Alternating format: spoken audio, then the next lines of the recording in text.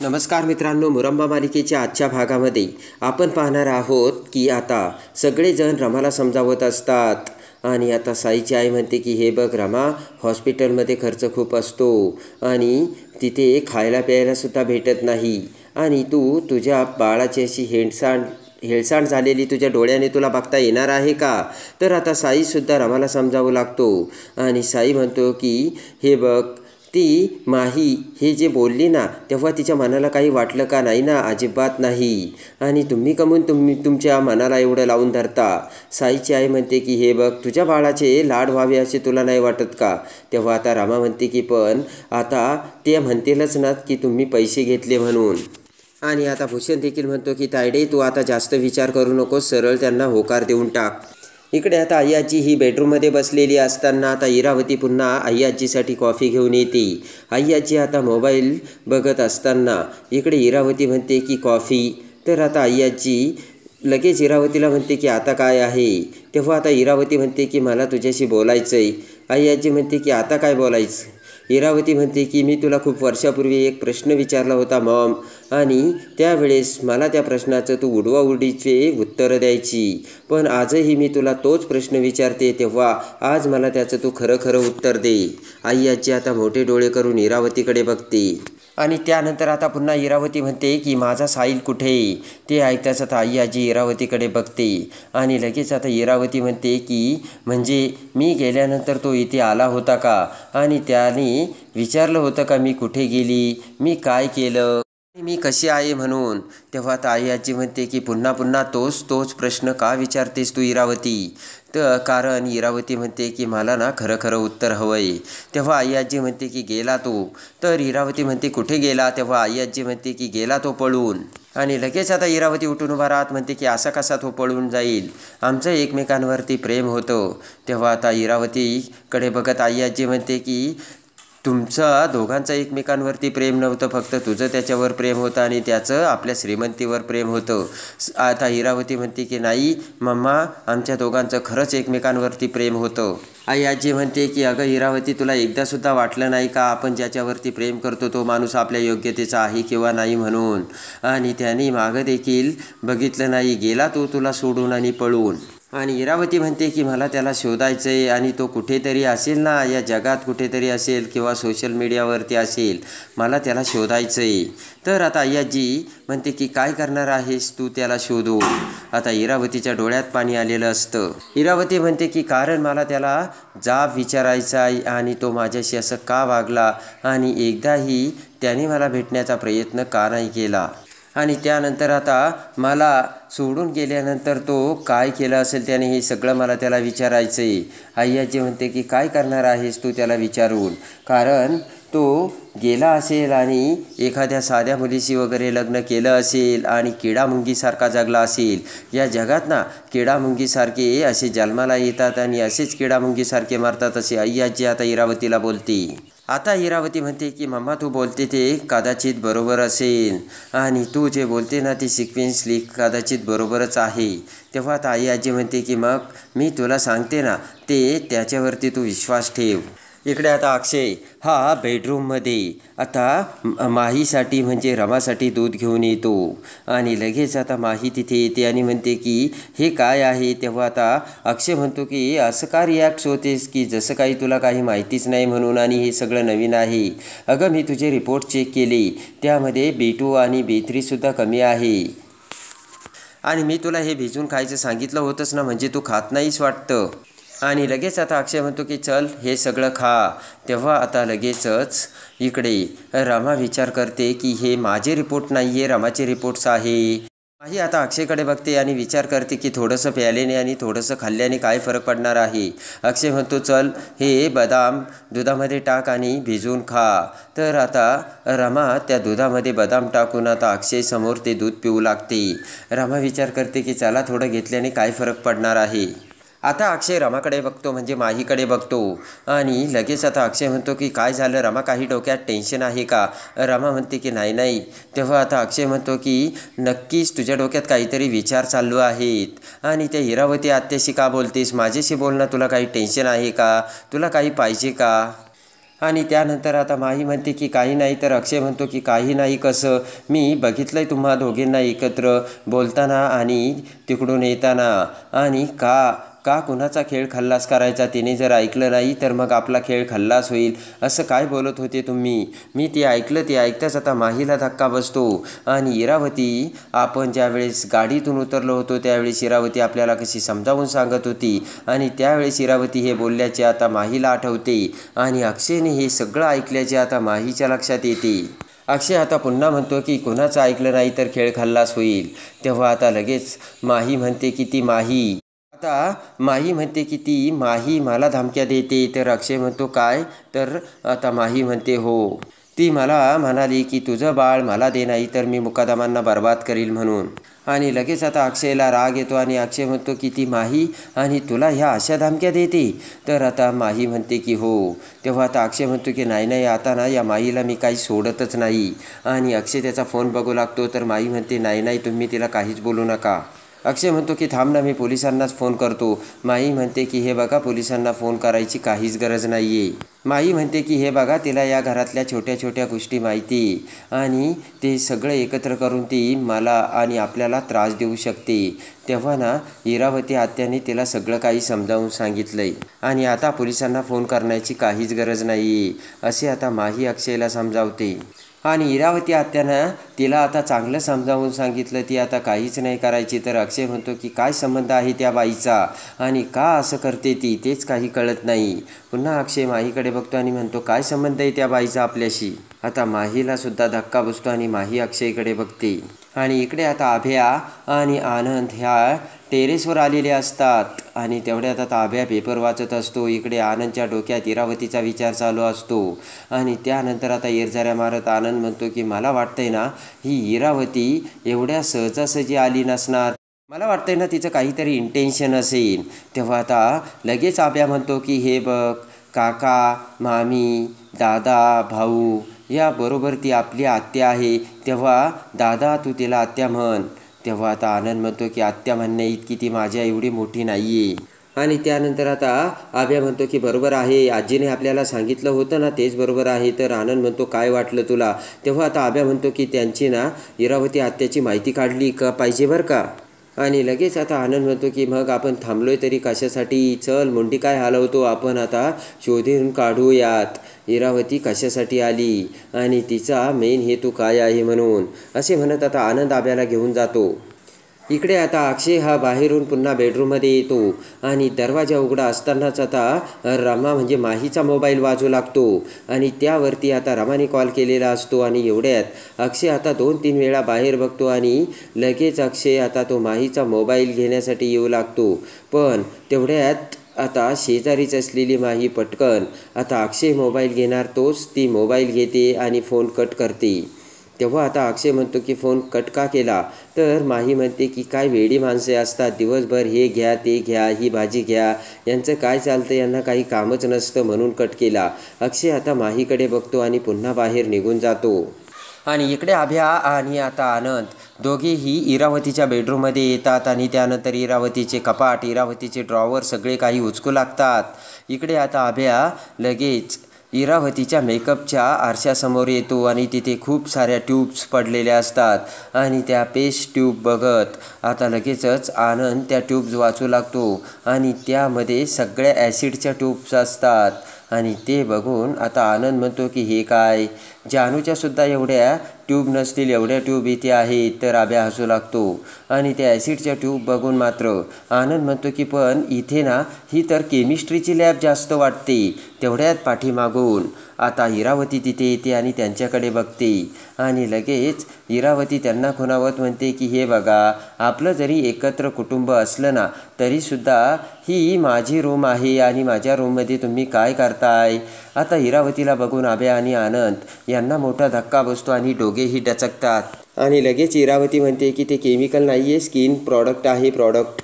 आणि इरावती म्हणते की काही ना केमिकलच्या ट्यूब्स आहेत, त्या आपल्याला स्किनवरती अप्लाय कराव्या लागतात. आणि लगेच आता आनंद म्हणतो की ॲसिड. तर इरावती हो म्हणते, हो तुम्ही नाही वापरत का कधी. त्यानंतर आता इरावती म्हणते की ते बघा ती ॲसिडची बॉटल इकडे घ्या. आता घाबरतच आनंद ती बॉटल घेतो आणि लगेच इरावती म्हणते की हे आहे ॲसिड आणि त्या बॉटलचं झाकण उघडून त्यातील एक थेंब ॲसिड आता इरावती आभ्याच्या डोक्याला लावते आणि म्हणते की हे ॲसिड आहे. आणि जिथे पुळे येतात ना, म्हणजे जिथे पिंपल्स असतात तिथे हे लावतात. रात्री लावलं तरी चालेल.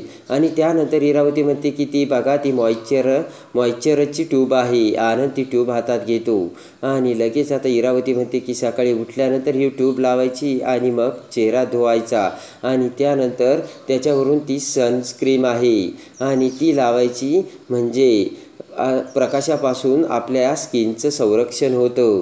आणि ते सगळं प्रॉडक्ट्स बघून आता आभ्या आणि आनंद अवाक झालेले असतात. आणि त्यानंतर आता इरावती म्हणते की अरे आनंद दादा, तू एवढे काळजी करू नको, तुझ्या बायकोला मी हे सगळे प्रॉडक्ट्स आणून देईल. आणि लगेच आता इरावती म्हणते की प्लीज. आणि आता आभ्या म्हणतो की ते काय आहे ना इरावती आत्या, जरा वेगळे प्रॉडक्ट दिसले म्हणून आम्ही इथे आलो होतो ते बघायला. आणि त्यानंतर त्या ट्यूब्स घेऊन आनंद आणि आभ्या तिथून जाऊ लागतात. तर त्यांच्याकडे बघत आता हसतच इरावती स्वतःशी म्हणते की किती बावळट निघाली ही. पप्पा म्हणत होते तेच खरं होतं. आणि इरावती म्हणते की तुमच्या बरोबर पोहोचण्यासाठी मला या ॲसिडची गरज नाही, तर माझ्या मनात जे ॲसिड तयार झालं ना त्याची गरज आहे. आणि त्यानंतर इकडे आता रमा ही माहीला कॉल करते आणि माही आता बाहेर बोलण्यासाठी आलेली असते. आणि त्यानंतर आता माही म्हणते की बोल ना, काय विचार केला आहेस तू रमा? तर रमा म्हणते की मी बाळ देण्यासाठी तुला तयार आहे.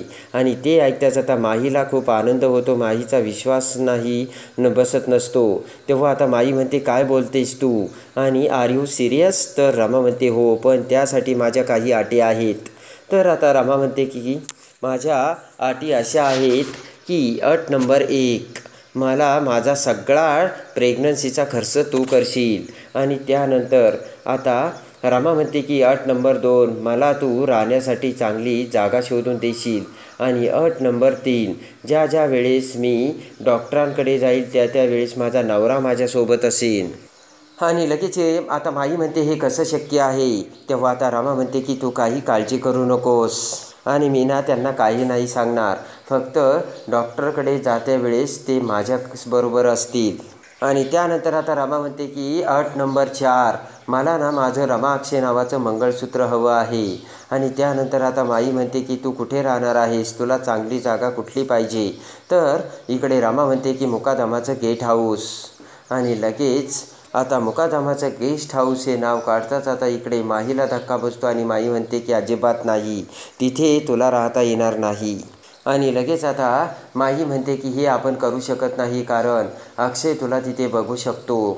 आणि लगेच आता मग रमा म्हणते की अटी जर मान्य नसेल तर मग ठेवते फोन. आणि रमा फोन कट करते. तेवढ्यात अक्षय पाठीमागून आता तिथे येतो आणि माहीकडे बघत म्हणतो की रमा अगं कुणाशी बोलतेस? आणि आता माही जाम घाबरते. आणि इकडे आता अक्षय हा माहीकडे येत म्हणतो की अगं रमा, माझा फोन सापडत नाही आहे, तुझा फोन दे बरं, एकदा लावून बघतो कुठे वाजतोय ते. आणि अक्षय आता माहीकडून फोन घेतो आणि आता लगेच आता माहीचा फोन बघू लागताच आता अक्षय म्हणतो की हा कोणता नंबर आहे? NO नावाने तू सेव्ह केला आहे. तेव्हा आता माही म्हणते की तो साईचा नंबर आहे. अक्षय म्हणतो की मग तू त्याचा नंबर NO नावाने असा का सेव्ह केला? अगं इथे यायला तुला त्यानेच मदत केली ना. आता माई म्हणते की त्याने मदत केली, पण आता तो रमाच्या बाजूने झाला आहे. आणि लगेच आता माई म्हणते की तो सुद्धा मला धमकी देतोय, म्हणून मी त्याचा नंबर NO नावाने सेव्ह केला आहे. आणि त्यानंतर आता माही म्हणते की जाऊ द्या ना, तुम्ही का लक्ष देता त्याच्याकडे? संपलं आहे आता सगळं ते माही प्रकरण. पुन्हा ते काम करून काढता आता ना फक्त तुम्ही आणि मी. तर आता पुन्हा अक्षय विचारात पडतो आणि अक्षय म्हणतो की पण हा साई तुला का धमकावतोय? आता त्याला दाखवतोस? तर माई म्हणते ते बघा, मी तुम्हाला काय म्हणते, जाऊ द्या ना सोडून. तर आता अक्षय पुन्हा विचार करतो आणि म्हणतो ठीक आहे. पण आता अक्षय काही ऐकायला तयार नसतो आणि रागाने अक्षय आता साईच्या घराच्या दरवाजाजवळ येतो आणि म्हणतो की हा साई तुला धमक्या देतोच कशा? आणि बघतोच आता मी त्याच्याकडे. आणि माहीसुद्धा आता अक्षयच्या पाठीमागे आलेली असते आणि पटकन अक्षय हा साईच्या घराचा दरवाजा वाजवतो. तर साईची आई दरवाजा उघडते. अक्षय आता तडक आतमध्ये येतो आणि साईच्या आईला विचारतो कुठे आहे तो साई? आणि लगेच आता साईची आई म्हणते की कुठे म्हणजे? तर आता अक्षय म्हणतो की माझ्या बायकोला तो धमक्या देतोय. तोंडाला हात लावत लगेच साईची आई म्हणते की बाप्पा ही आहे होय तुझी बायको, मला वाटलं की ती दुसरी बायको आहे. आणि ते ऐकताच आता अक्षय म्हणतो की तुम्हीसुद्धा आता त्या साईचीच भाषा बोलताय, कुठंही तो साई. आणि अक्षय आता साईला हाका मारू लागतो. तेवढ्यात साईची आई म्हणते की ओ अक्षयराव, तुम्ही मोठे असताल ते तुमच्या घरी, इथे हे माझं घर आहे. साईची आई म्हणते की साईला काही दुसरे काही कामच नाही आहे का, आणि इथे येऊन माझ्या पोट्ट्याला माझ्या घरात तुम्ही काही बोलायचं नाही बरं का, तुम्हाला सांगून ठेवतो मी. अशी धमकी आता साईची आई अक्षयला देते. आणि आता साईची आई म्हणते की काय चुकलं त्याचं, तुमच्या खऱ्या रामाचा जीव वाचवला हे चुकलं का त्याचं. आणि त्यानंतर आता माईकडे बोट करत साईची आई म्हणते की तुम्हाला वाटतं ना ही खरी रमा आहे म्हणून, पण ही माई आहे. आणि साईला देखील असंच वाटलं होतं, आणि त्यामुळे साई ह्या माईला घेऊन रमा म्हणून तुमच्याकडे आला होता. आणि जेव्हा त्याला कळलं ही माई आहे म्हणून, तेच सांगायला तो तुमच्याकडे येत होता. आणि तेव्हा तुम्हाला वाटलंय की हा चुकलाय म्हणून. साईची आई म्हणते की माझ्या साईला मी चांगलं ओळखते, तो कायम सत्याची साथ देतो आणि चांगल्याच माणसाची साथ देतो. तेव्हा आता अक्षय माहीकडे बघतो आणि साईच्या आईला म्हणतो की बस झालं आता त्या साई पुराण. आणि त्यानंतर आता अक्षय म्हणतो की तो काय करतोय, तो कुणाशी बोलतोय, आणि मला त्याचं काही घेणं देणं नाही आहे. पण त्याला सांगा की त्याने पुन्हा जर माझ्या रमाला त्रास दिला ना तर मी ऐकून घेणार नाही आहे. तर आता साईची आई म्हणते की बाप्पा. आणि त्यानंतर आता अक्षय म्हणतो की माझ्या बायकोला तुमच्या साईने फोन केला होता. ते ऐकताच आता साईची आई म्हणते की बाप्पा बरं ठीक आहे, माझ्या पोट्ट्याने तुझ्या बायकोला केला असेल फोन, पण ते हेच सांगायला फोन केला असेल की ही रमा नाही की माही आहे. आणि आता साईची आई म्हणते की माझ्या पोट्ट्याने केला असेल तुला फोन, पण ते हेच सांगायला केला असेल की ए बाई, तू हे जे नाटकं करते ना ते नाटकं बंद कर आणि जा आता तुझ्या घरी. असे आता साईची आई अक्षय आणि माहीला बोलते. याच्यासाठीच माझ्या पोट्ट्याने फोन केला असेल, नाहीतर माझा पोट्ट्या तुला कधीच फोन करणार नाही, असे साईची आई आता अक्षय आणि माहीला बोलते. आणि तेवढ्यात आता माही तिला चक्कर येण्याचे नाटक करते. माहीला वाटतं की आता ही सगळं खरं सांगू राहिली. आणि लगेच आता अक्षय माहीला धरतो आणि अक्षयला राग येतो. आणि अक्षय आता साईच्या आईकडे बघतो, तर साईची आई म्हणते की ही एकदम बनेल पोरगी आहे, नाटकं करती ही नाटकं. तर अक्षय बोट करत म्हणतो की गप्प बसा. आता माही म्हणते की बघा ना, मी तुम्हाला सांगितलं होतं ना इथे येऊन काही उपयोग नाही, आणि हे यांच्या माहीला आपल्या मुकादमांच्या घरी पाठवणार म्हणजे पाठवणार, मी तुम्हाला सांगितलं होतं, पण तुम्ही ऐकतच नव्हता. यांच्यावरती विश्वास ठेवून काहीच उपयोग नाही, असे माई अक्षयला बोलते. आणि त्यानंतर आता माई म्हणते मी तुम्हाला सांगत होते इथे येऊ नका म्हणून, मला त्याचा खूप त्रास होतोय. आणि त्यानंतर आता लगेच पुन्हा साईची आई म्हणते की खूप बनेल आहे आणि नाटकं करते हे पोट्टी. पुन्हा आता बोट करत अक्षय म्हणतो गप्प बसा. तर आता साईची आई म्हणते की मला ना तिच्यापेक्षा तुमचा राग जास्त येतोय, कारण तो स्वतःच्या बायकोला ओळखू शकत नाही, तो नवरा कसला. आणि लगेच आता अक्षयला धक्का बसतो आणि अक्षय म्हणतो की माझ्या रमाला त्रास होतोय. आणि लगेच आता अक्षय हार माहीला घेऊन बाहेर निघून जातो.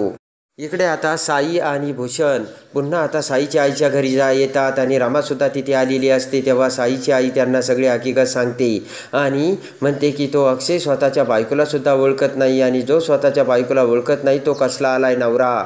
तेव्हा आता रमा म्हणते की आता जे काही करायचं ना ते मी करेन.